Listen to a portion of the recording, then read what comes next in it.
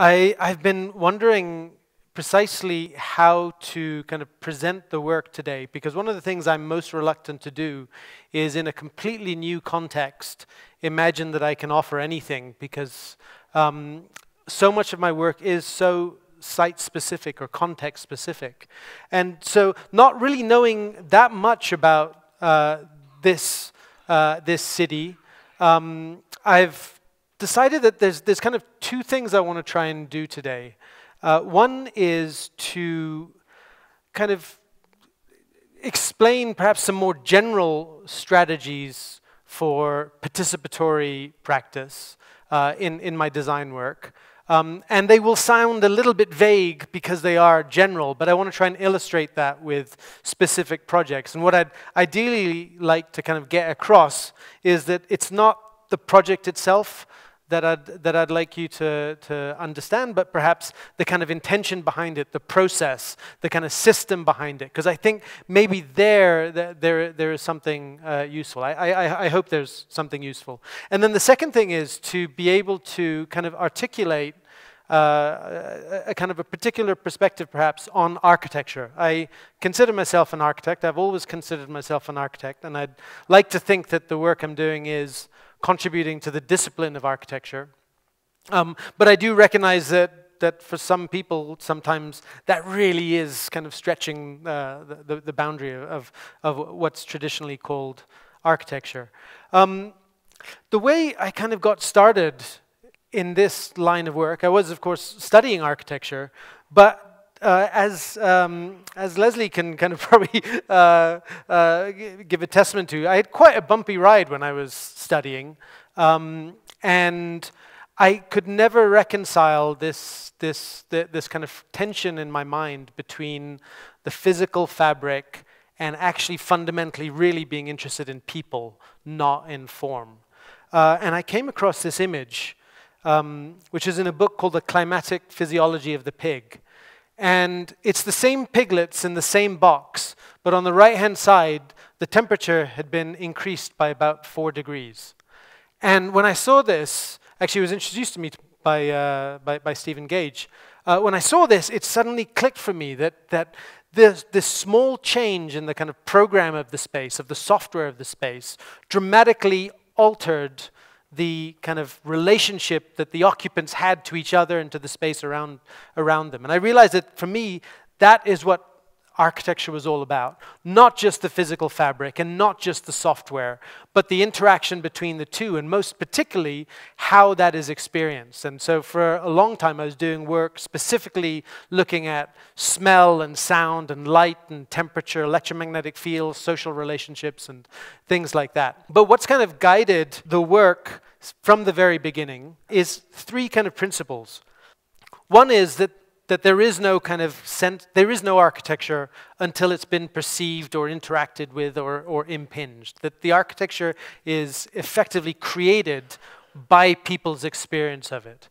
The second was this idea that I wanted to build for the real world.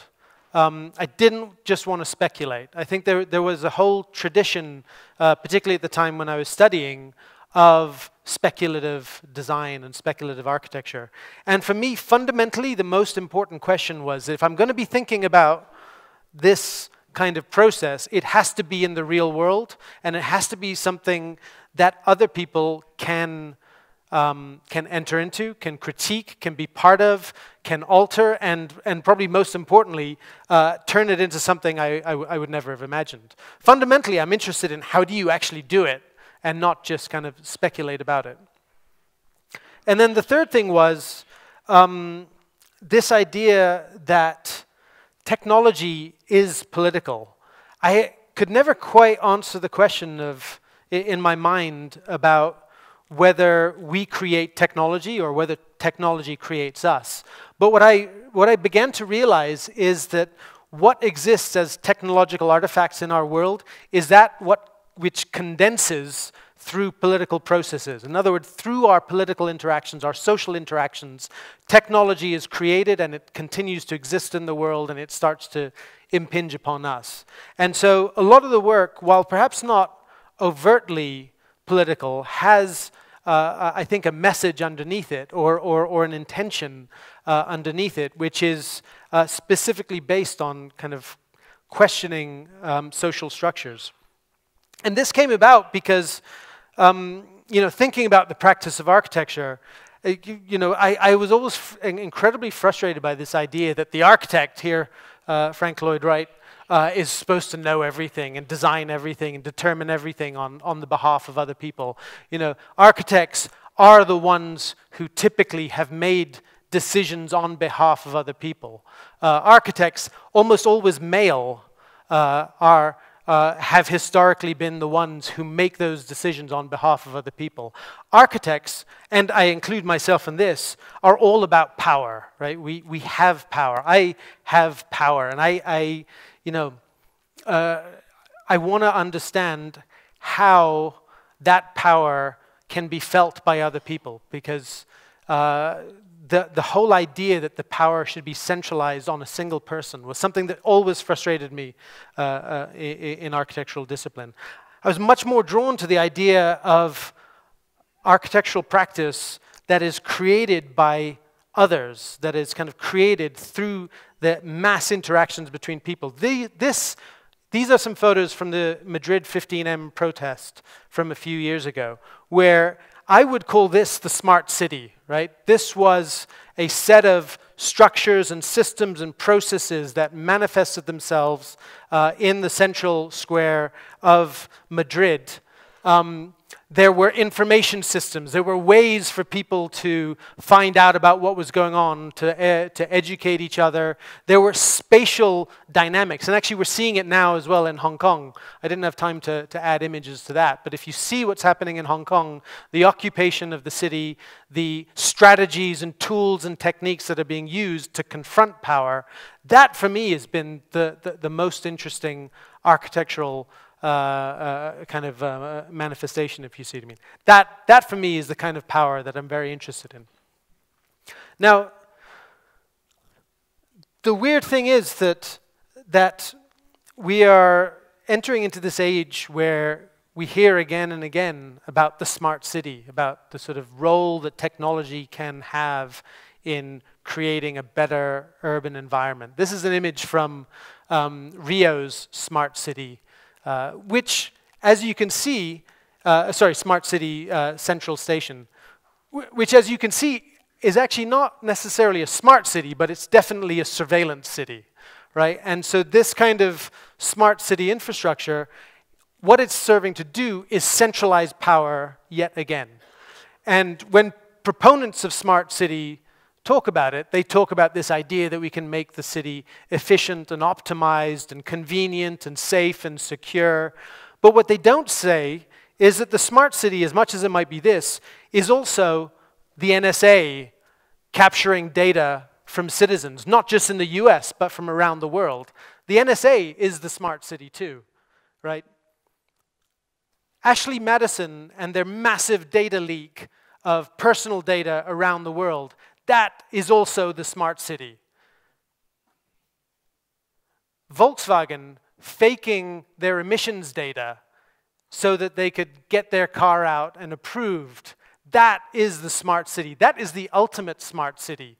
The deception that goes on from a large company in order to insert their product into the urban fabric and have an effect on it that's being felt by millions.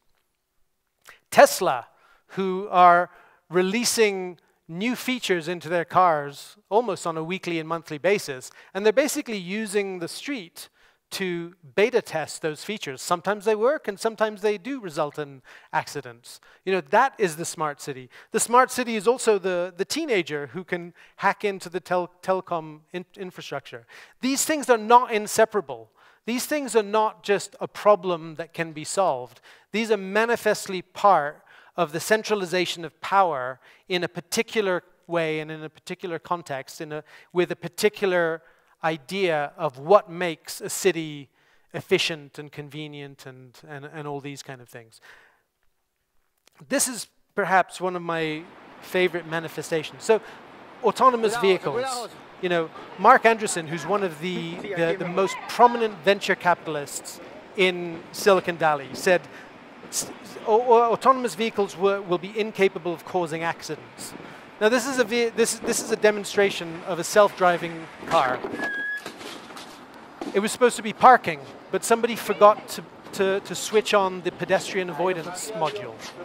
So what was astonishing for me was how much faith everyone had in the technology system, right? Nobody even jumped out of the way because they're like, oh, watch this, it's going to stop. You know, that is the smart city. That is it. Now, the point really is that when you have the centralization of power, as we are starting to see manifested in cities around the world, when you have the centralization of power, for example, in Silicon Valley, where the algorithms behind a lot of these systems are actually being determined behind closed doors, usually by young white males who are accountable to no one but a shareholder, then you get a smart city like this. And this is fundamentally the kind of thing that I am trying to provide an alternative to, if you see what I mean. That's why typically what I've started thinking about is, instead of the smart city, it's engaging cities. How can we actually use technology, or sometimes not technology, to create cities where people are actually engaged in processes, where ordinary people are part of the decision-making process, where in some sense they feel some more power themselves over their own homes or neighborhoods, or even better, the entire city. And so that is kind of what I'm referring to when I talk about the infrastructures of participation. How many people are familiar with the phrase structures of participation? Does that ring a bell to anyone? Okay, so there are a couple of books which are specifically about the structures of participation, and I'm not going to kind of go deeply into it at the moment, but the structures of participation are essentially the ways that people can come together to do stuff together, to achieve things that they might not have thought possible on their own. When I'm talking about the infrastructures of participation, I'm talking about the tools that enable one to create those structures of participation. I'm talking about the kind of platforms that enable other people to figure out what structures of participation they want to create. And so, although not all of the projects necessarily manifest exactly that way, that is kind of an underlying principle for me, is to think about, okay, how can we create something, and because I am in power, I do have to I find myself making decisions on behalf of other people, but how can I start to take each of those decisions and, to a certain extent, open it up, rip it apart, and find someone else to make that decision, or find some group of people, even better, to make that decision. And that's that's kind of the ongoing process. So why is this so important right now? Why is it important? Well, because historically we've relied on other infrastructures to help us sort out our social issues, our environmental issues, or what have you. But you know, if you see what's going on in Britain and in the US, the democratic institutions that we have typically thought would help us work things out have been shown to be fragile and actually not necessarily resulting in a sustainable future, not necessarily even the thing that most people wanted. If you look at our environmental systems, they're under pressure. We've got the situation that in Miami, when it floods, parking garages. When there's a lot of rain, parking garages have started to flood because sea level has already started to affect cities. The map up there in the top right-hand corner is London, and that's a kind of a projection for the end of this century, a kind of a medium projection. And what you find is that a very large chunk of what is currently London would actually be flooded. And as it happens, those areas tend to be where the poorest live in London. Those environmental effects are going to affect the people who are least able to move. If you look at our financial systems, you know, another thing that people think that we can rely on, the rate of borrowing has soared. The debt owed around the world has soared. It's a bit like pumping steroids into an athlete, bigger and bigger and bigger and bigger. And when you combine that with cryptocurrency and the wealthy hiding their profits behind tax shelters, you have this whole kind of situation where even our financial institutions, if you talk to hedge fund managers these days, there's a bit of skepticism about whether fiat money will even exist in 10 or 20 years. Fiat money being this idea that we can kind of pay each other with a prescribed value of currency. So, and then finally our technological systems, as I was kind of talking about earlier. We can't rely on them in and of themselves to help them figure out our social, environmental, and kind of cultural issues anymore. We have to, I think, as designers, be thinking about how is it that we design and do stuff in the city? How can we create a future together where there is no single privileged image of that future? The kind of fundamental question for me, and this sounds like a bit of a paradox, is how can we figure out a way to collaborate even when we don't have consensus? You know, how do we figure out what to do even though we haven't all decided that we're talking about the same thing in and of the future? And that's a kind of a theme that I think I come back to again and again. And so the kind of punchline of what I want to say is that for me there are three things that have kind of emerged, and I'm going to go through after these with some specific projects to try and illustrate some of these ideas. The first is that it seems to me that empowerment is to a certain extent the ability for other people to make decisions. And so when we create something that opens up the possibilities for other people to make more decisions, then I'm going to take that as a good thing. That is what I would like to achieve.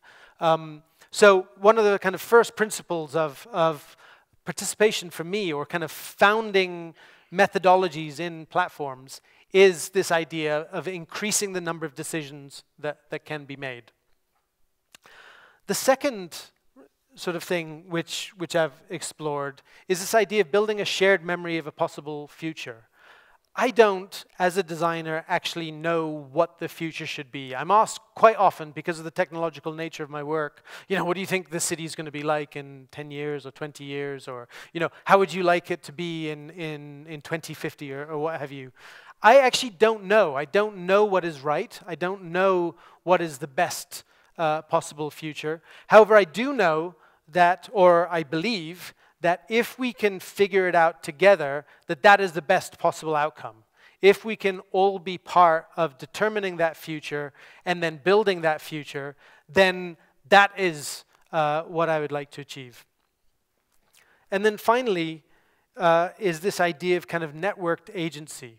So quite often when you're kind of working in this area, you're looking for ways to enable people to have a sense of agency, a sense that they can do something, that they can kind of achieve something. When you talk about networked agency, what I'm specifically talking about is how to tie different people's actions together so that the cumulative effect is greater than it would have been if they were separate. And so what I'm looking for in this kind of process is that you are effectively getting lots of people to do something, have a sense of accomplishment, and that collective sense of accomplishment leads to a sense of collective responsibility as well. If you get people making more decisions and feeling like they've done something and feeling like they're responsible for it, then you actually get an impact that means something to the people who are part of it, if you see what I mean. They, if you like, become the owners of what the impact is. They're kind of responsible for it. These three things sound a little bit vague, as I said. They're very high level. I've been trying to kind of extract sort of a bit of a general view of this. But what I wanted to do next is just kind of go through some different projects and illustrate some of these ideas. No project manages to hit all of these things. That would clearly be my ambition, but I have not yet been able to do that. And to sort of hopefully bring out not just how these things, I think, can work together, but also why these things might actually be part of the practice of architecture. I've actually specifically asked for the lights to kind of stay on, because I'd love to have a conversation with you. If anyone has a question while I'm talking, please, just raise your hand or shout out or whatever. I'd much rather ask a question now or make a comment while we're kind of in full flow, then kind of holding on to it to the end. So please feel free. I would imagine that in and of themselves, 75% of the things I'm going to show will have no relevance whatsoever. However, I'd like to think that there are strategies that were used in the execution of them that might have some relevance. And so maybe we can come back to that question. I think that might be helpful. Any other questions or comments for now? In that case, I will carry on. So, first of all, how do you enable more people to make more decisions? I'm going to talk about 3 projects where I've looked at that in very different ways. But the first project I'm going to show is actually really quite old, when I was only just starting to think about these things. And so it kind of barely touches on it. It was a project in Singapore in 2006, where the question that I was really interested in was, how can ordinary members of the public have that same experience that an architect does when their building kind of goes up, and the sense of satisfaction of doing something at scale that actually has an effect on the skyline. And I was interested to think about how they might come up with an aesthetic vocabulary, or how they might design it, or how they might kind of, if you like, kind of feel about putting something out there that would have an effect on the urban fabric. And so I ended up basically creating a very large Lego kit. You could think of it like that, which is a set of carbon fiber modules with balloons and electronics inside the balloon. And the idea really was to kind of turn it over to members of the public to start to design, construct, inflate, and then control as it goes up. And in the end, in Singapore, it was an 18-story structure that they had created. And the way it worked was essentially, I'm about to show you some video, but these modules were like molecules of pixels, and there's an interactive handlebar along the bottom row. And as you move the handlebar, it would generate colors, but the way those colors mix as they go up the surface of this very large structure is explicitly determined by how they were arranged in the first place. So the idea really is that the specific patterns created were generated by basically 200 or 300 people coming together to design this structure. So we kind of, the whole thing was kind of designed and erected over the course of about 12 hours. It went up, and as I said, it was about 18 stories tall. And I'm not going to focus too much on the video itself, but what I wanted to actually show was, there's a photo of it inside, was what kind of came out of it afterwards. It was, this was a blog post where somebody referred to this thing as my baby. There was no mention of it as somebody else's project. There was no mention of the event or anything like that. It was all about my baby. And so this, for me, was a really interesting proof point that somebody had felt that it was their project that they'd done. About 10 years later, somebody else came up to me and similarly had kind of been, she saw me giving a talk and she said, oh, I was actually there. And she kind of showed me her notebook where she'd also described this project. Again, not as a kind of an architectural project, but just as something that she was part of.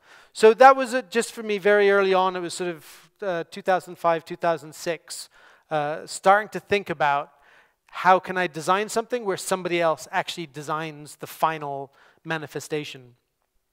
More recently, we created this thing called Cinder, which was in a school in Trumpington. Now, we were brought in to a new urban development, new community, a new group of students. And there was going to be a very high-tech building filled with sensors and sustainability systems. And we were basically tasked to figure out a way to make the incoming students feel like the building was theirs, but also that they should know and understand a bit about all of these environmental systems.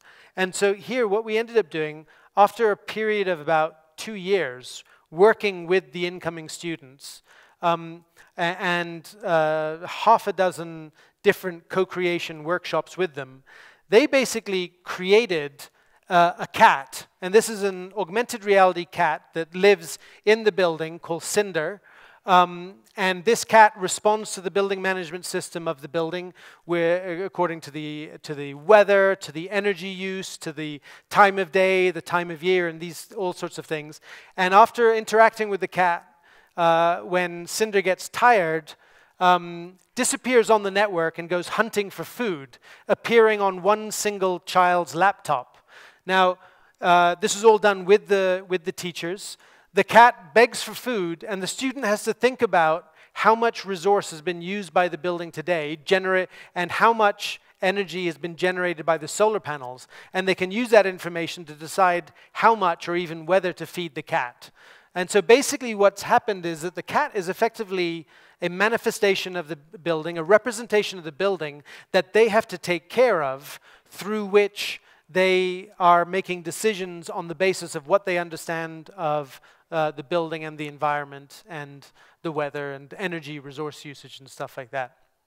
And so the idea in this project is ultimately that, that the building itself becomes an entity that they are deeply kind of aware of and actually care about.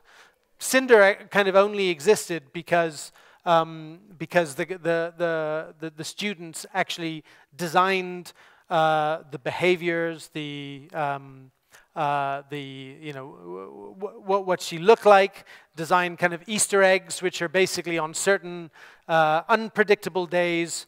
For example, on May 4th, which is Star Wars Day, Cinder might find herself with a lightsaber. And things like that. You know, there are lots of different things that would manifest themselves. More recently, we've been working a lot with air quality, and this is actually a project that Ling has been leading as well. We have an ongoing program inside the studio called Big AQ, which is it's kind of the culmination of 10 years of projects looking at air quality. In London, it's a massive thing. I've heard it's not such a big thing in Johannesburg, but in London it really drives, not just economic decisions, but even just decisions about how you go to school or go to work in the morning. And we've been wanting to build bigger and bigger experiments to look at how air quality could be tackled in a holistic way, which would actually touch all aspects of the way we live. The interesting thing about air quality is that in one sense, we know how to fix air quality, right? If we stopped driving cars and we stopped eating meat, then we could dramatically alter air quality around the world, actually in a matter of months. Black carbon will actually settle from the atmosphere in weeks and improve air quality. Now, clearly, that is not going to happen overnight, and it's not going to happen without a dramatic social transformation. So it's too easy to say, let's just stop eating meat and let's stop driving cars. The question really is, how do you design a system so that people are much more aware of their impact on air quality, and more importantly, what they can change in order to improve air quality? And so that's led to a series of projects that we're doing called WhereAQ and Pollution Explorers. The first version of this involved kids in East London who collectively would go out and use their subjective experience of air quality to try and measure what the air quality was like. And the idea here was for them to test their own perceptual measurement, but also to compare that with a sort of a so-called high-resolution sensor. And what we were basically able to show was that humans are pretty much as good as digital sensors in making sense of air quality. What this led us to believe, led us to kind of hypothesize, was that all of that money that cities around the world are spending on digital sensors for air quality is telling them things that they already know and that aren't necessarily going to drive any particular change. The next step of the project was basically to look at, okay, now that we know that people can sense and make sense of air quality pretty much as well as a digital sensor, how can we couple the act of going out to measure air quality to actual behavior change? And so what we ended up doing here is we did a range of exercises. We worked with a couple hundred people in different cities around Europe, and we experimented again and again with tools for tracking what people pledged to do in response to the exercise in order to improve air quality. And so I'm going to get to some of them. We had things like pledge tracking, postcards.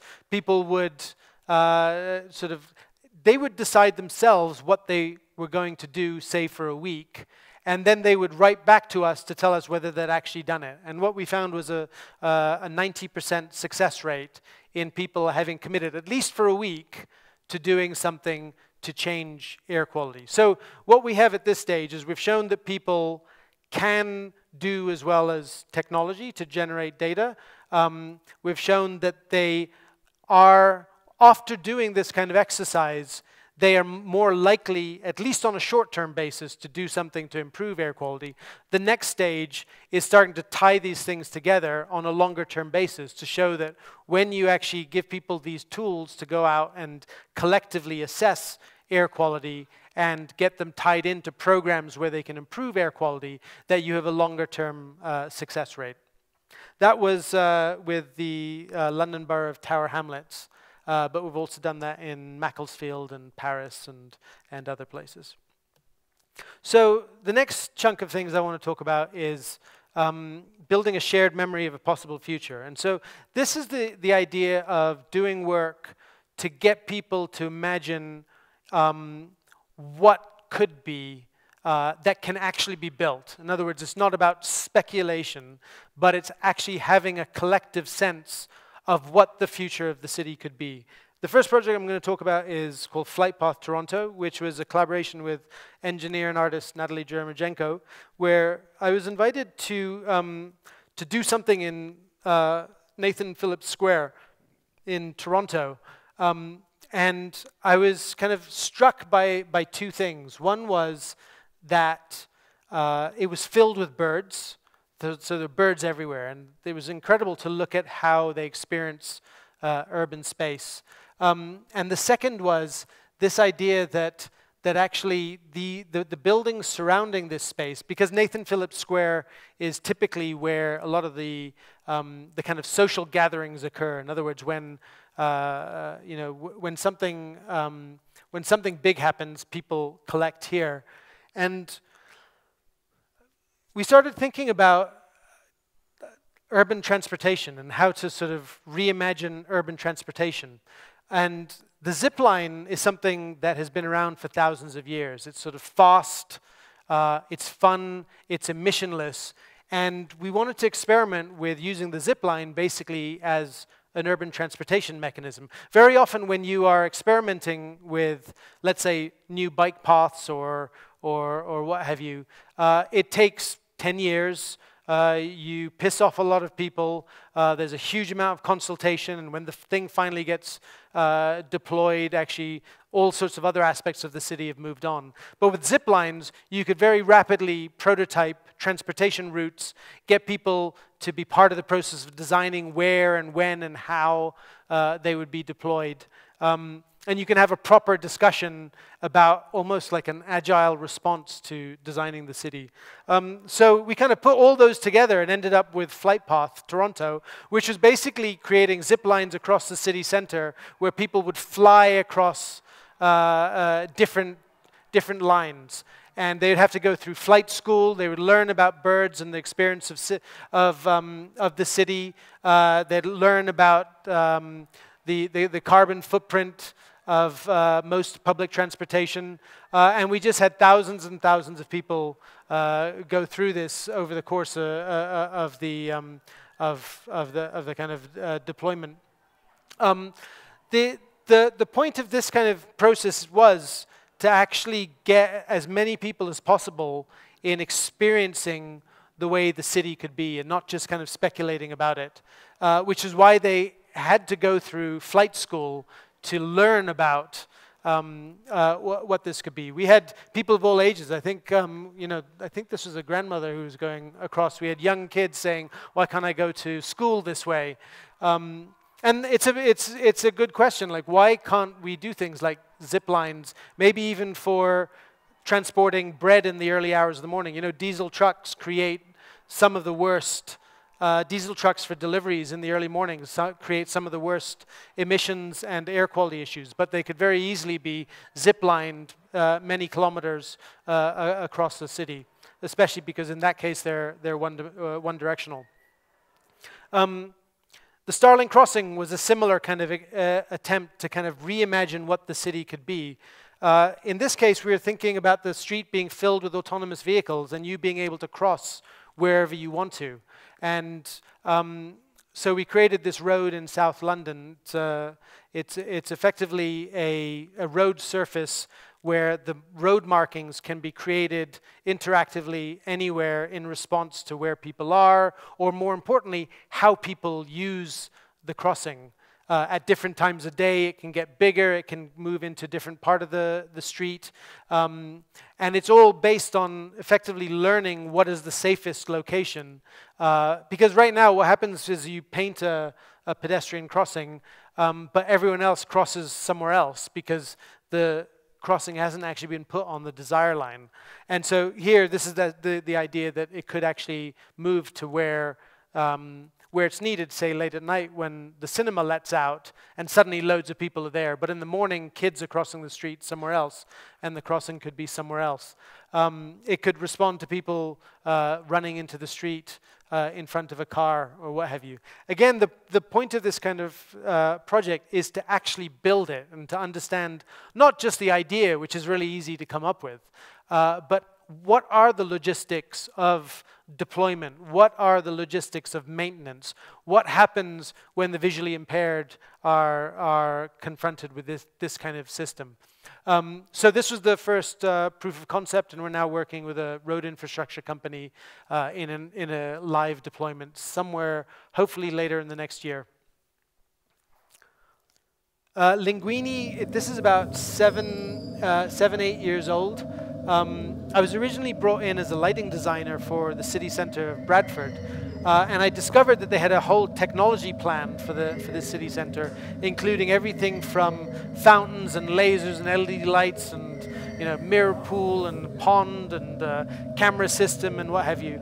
And so we basically ended up creating a system for connecting all of those things together so that either the city manager or even anybody just walking through the park could redesign the way the lighting system and the water and all these other things would respond to them. So if you wanted to connect, let's say, the camera to the laser so that the lights follow you or maybe ring your friend or what have you, or the fountains to respond to music or to change color or to erupt every time the football score changes or something like that, all of that's kind of possible when you're actually in and around the park. So this was a kind of a, if you like, it was a kind of an operating system for public space to connect together all these things, to try to open them up.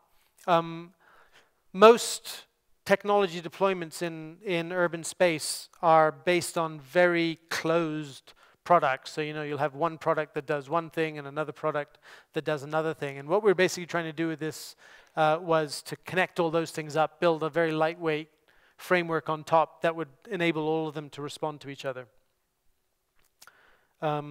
This is a bit more video here. But anyway, I will keep moving ahead. Final section is on networked agency. So this is the idea of building connections between people to do things that they wouldn't necessarily have done on their own, and trying to kind of achieve scale with that. The first project I'll talk about is Natural Fuse. Natural Fuse is something, we've actually done it in a number of cities around the world. It's basically a plant with a power socket on it. And the amount of power that's available at the socket is limited by the plant's carbon capturing to offset the carbon footprint of the power that you use when you plug something into it. The idea basically is that when you power something using this natural fuse, the plant will offset its carbon footprint. Now the difficulty is that even a light bulb, a low wattage light, needs 6 plants to offset its carbon footprint. So what we do is we network all of them, and when you switch on your plant, it wakes up others on the network to find out if there are 5 other plants not currently being used. And as long as there are 5 other plants out there in other homes that are not being used to offset energy, carbon footprint, then your light will switch on.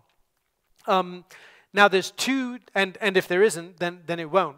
There's 2 different modes. One is selfless, and selfless mode is where it switches on, it checks out on the network, are there 5 others? And if there are, that's good, you get your energy, your light switches on, and the community as a whole retains a neutral carbon footprint. If there are only 4 out there, then what happens is the light switches off after a short time. It's basically switching off your light to preserve the carbon neutrality of the community as a whole. Selfish mode, on the other hand, is where you know you need light and you just need it no matter what impact it has on the rest of the community. In that case, if there's enough out there, then great, your light goes on. If there's not enough carbon capturing capacity out there, let's say there's only 2 or 3 plants out there not currently being used, your light switches on, but it sends a kill switch to kill somebody else's plant. And that's achieved through a vinegar injection that basically is inserted into the roots. You know when you are selfish, you are going to kill somebody else's plant. Now, in practice, what we do is we actually give every plant 3 lives. And when the first life is lost, then both the kind of killer and the killee get an email that basically says, this person had to switch on their light and therefore your plant lost 1 life. And they can enter into a conversation about that. It could be, well, there was an intruder in my apartment and I had to switch it on. And then the other person can understand why they had to act selfishly. This was a project to look at how do you structure participation when people don't necessarily have the same end goals, if you see what I mean? It seemed to me that it was very important that people should be able to act selfishly, but that they should be accountable for that, and that they should be able to create a dialogue around that so that there's greater understanding among others about why they had to act in that way. What was interesting is that when we did this in different cities, what we'd do is we would actually create a shop.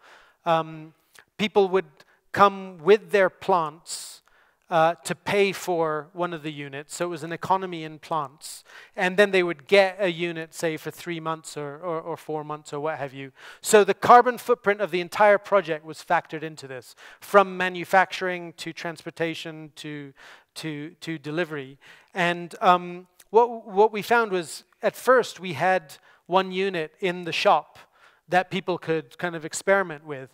And what we found was that people always put it on selfish. and would start killing other people's plants. When there is no accountability, then there is a tendency to act selfish. And so for us, that was a kind of a good lesson to learn, that actually once you start to build in accountability between participants, then they start to have dialogues, and then they start to actually build some sense of empathy or understanding of the different constraints that each of them is under. Voiceover is another project that we've done in quite a few locations now, and it actually started in East Durham, which is an area of England, former coal mining territory. It's quite a poor part of England. It's also where typically technology deployments ignore that part of England. Usually if the government's investing in technology infrastructure, it'll go to one of the big cities. And in Voiceover, we were brought in, as with many of the projects, with no real brief, but to kind of figure out what the brief was. And one of the things that emerged very early on while we were talking to these these different communities was the sense of voice, and people not feeling like they had a voice, if you see what I mean.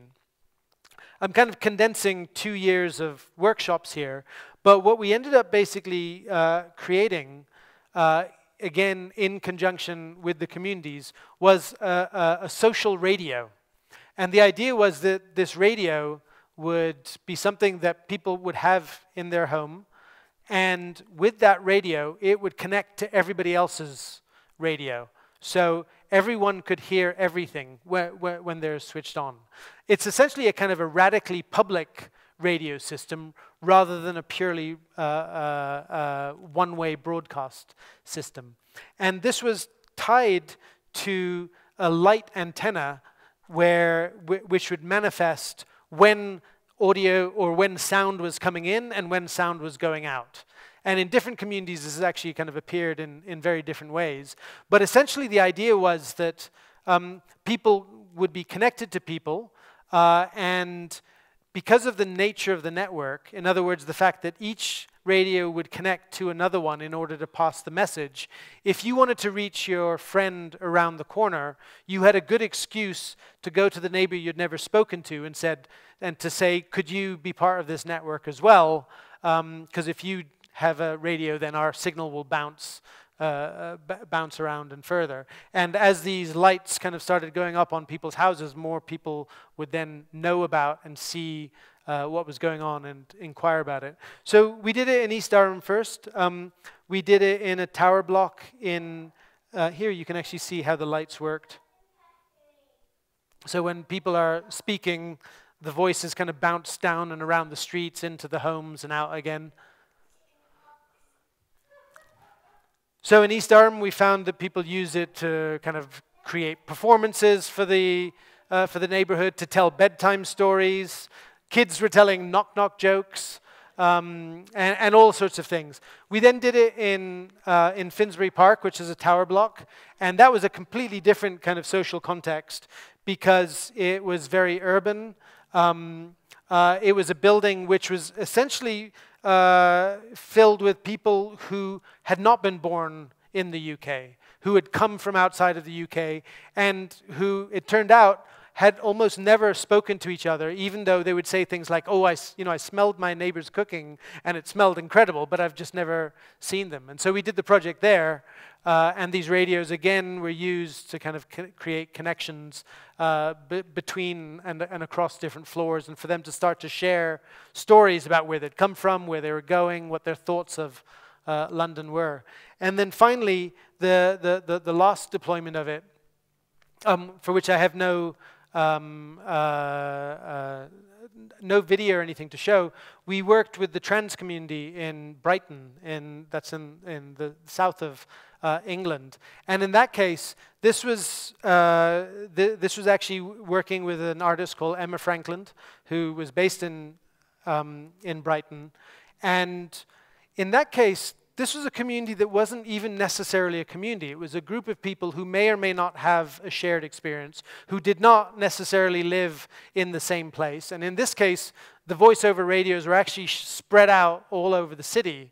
And instead of manifesting itself on their windows, which for perhaps obvious reasons a lot of people were uncomfortable about, it was manifested in a centralized location at the center of activism for LGBTQ kind of activism in Brighton. And there, Emma basically used this system sometimes as a kind of a one-to-one, people being able to kind of share their own thoughts with each other, sometimes to create performances, sometimes to have dialogues between people. And the idea really was that it kind of became Emma's project. It was Emma's project rather than ours, which is why I kind of intentionally don't show any material, because in that case, that project was explicitly for the people who were part of it. It actually wasn't for anybody else, if you see what I mean. I think this is the final thing I'm going to talk about, Thingful.net. So this is kind of taking a left turn, almost, if you see what I mean, because I think it's quite different from other stuff. So just a bit of backstory. Leslie referred to this thing called Patch Bay. Back in, it was around sort of 2005, I had a bunch of projects in different parts of the world going on at the same time, and I wanted to figure out a way to connect them together. And I had an exhibition in Tokyo at the time and one in Boston. And I thought, wouldn't it be interesting if when the person sat on the chair in Boston, like, some light would come on in Tokyo or what have you. And I ended up creating this kind of little widget that would enable these two, what was basically an early Arduino, to connect to another one in a different city, and basically just using the web, what I knew from my web design days, to connect these two things up. And when I did that, a friend of mine who's also an artist said, can I plug my system into your chair, which is in Brighton? Can I use the same system? And then there was a building down in Plymouth. A friend of mine was running their kind of building management system and said, oh, can I use your data and can I share that, and I'll share the building management system data if anyone wants to build something to respond to that. And it just kind of snowballed and snowballed and snowballed till in 2009 it had become a platform called Patch Bay, where about, at the time, the 50,000 people were using it for everything from buildings to soil sensors to energy monitors to air quality monitors. And we were handling about 100 million data points per day from all of these things. And it was all about all these connected devices and environments and buildings and objects sharing their data with each other and being able to respond in real time to each other's data. And so I think that one of the things I want to talk about was just where it kind of really came into its own was in Japan following the radiation crisis at Fukushima, where the government had not been able to release enough information about radiation in time, and was certainly losing credibility. And the Patch Bay community kind of mobilized to start to connect up their radiation monitors and share that data with each other. They were sort of wiring up all sorts of different devices. They were sharing tutorials with each other, commenting to each other. It was interesting. There was a whole kind of side debate about whether it was dirty data because there were a lot of amateurs involved in the data collection. The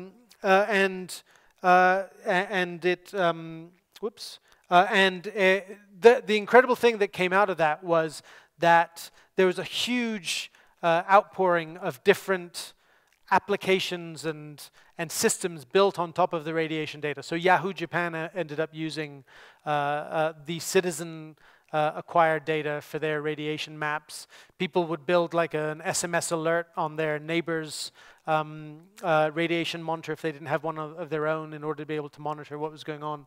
And it was a real manifestation of people using data to try and make sense of what was happening. So this was not a scientific exercise to amass an objective data set. This was people trying to just make sense of what was going on and have a conversation with each other about it. Now, what happened was that a couple of years later, I realized that there were now dozens of platforms like Patch Bay, and there's just masses of data out there on dozens of different platforms with different data formats, different data protocols, and what have you. And so we ended up basically creating this thing called Thingful, Thingful.net, which is a search engine for the Internet of Things. And so it searches all of these platforms. And so when you search for something like air quality, it'll search all the different air quality networks near you. And no matter which one it is, it'll be able to show you what the air quality is, even though you might not have known about the AQ-ICN network or Intel's AQ network or the London AQ network or what have you. And what we're basically trying to do here is make the data that's already out there useful so that people can do stuff with it. Because what's interesting is with every city investing in a data platform, the fact is that most people don't even know that they exist. And when you kind of overlay companies that are creating data networks, most people don't know that they exist. And then citizen organizations that are capturing data, most people don't know that they exist. And when you put all of them together, it turns out there's actually quite a lot for people to make use of. So this is just a new version of it where we've now made a system where you can basically run experiments on this data. So you can record and capture data from a search and then say over a month capture all of the weather data of Japan and then run kind of statistical analyses of them. So this is, again, this idea of taking what's already networked out there, what people are already doing, and just trying to make it more accessible, easier for people to access and find and use and do stuff together. So just in summary, the three things that I kind of wanted to describe as topics, and maybe we can come back to that question from the beginning. First of all, the question is, how can you do something that enables more people to make more decisions? And most specifically, not the architect or the designer or the owner of the system, but others to make decisions about it. Second, how can you do that to start to not just imagine a future, but actually build that shared memory? So it's something that a lot of people have experienced and have a lot of different opinions about so that they can discuss and debate and hopefully find new meaning in. And then finally, how can you take what's there or people that are there, connect them together so that they're doing stuff together and their own sense of agency and responsibility and is kind of bound together in order to achieve some kind of impact. Yeah, and I think I will leave it there. Thank you.